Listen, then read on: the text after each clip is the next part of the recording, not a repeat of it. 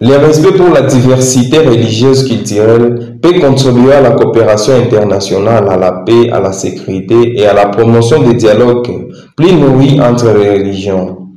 C'est le gros du message lors d'une rencontre interreligieuse dans la ville de Bukavu, organisée par la communauté des Saintes Egidio ce samedi 28 octobre 2023 à son siège sur avenue Bugabo dans la commune de Kadutu, ville de Bukavu, et qui a réuni différents représentants de différentes confessions religieuses. Reportage avec Mitterrand Okozo.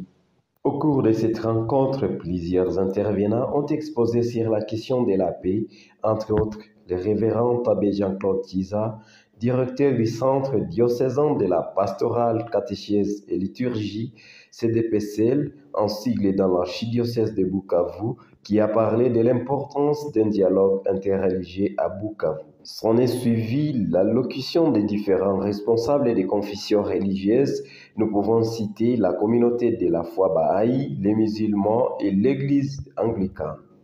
Faire taire les armes, une voie vers la paix, un thème développé par M. Pierrot Tchambou, professeur de droit à l'université officielle de Bukavu. Suivi de Mme Nene Bintou, vice-présidente de la coordination de la société civile du Sud Kivu, qui a parlé de la contribution de la société civile dans les chantiers de la paix. Prenant la parole, M. Bienvenu Bahati Maïch, responsable de la communauté Saint-Egidio, rappelle que cette communauté a commencé par les dialogues interreligieux initiés par le pape Jean-Paul II pour la résolution des conflits dans le monde. J'aimerais quand même rappeler une chose, que ma communauté, la communauté Saint-Egidio, a commencé cette initiative-là des rencontres interreligieuses. Et c'était un peu initié par le pape Jean-Paul II. Et on a senti que ça apportait un plus par rapport aux résolutions des conflits dans le monde. Et cette année, la communauté a pensé au thème que vous venez de dire, l'audace de la paix.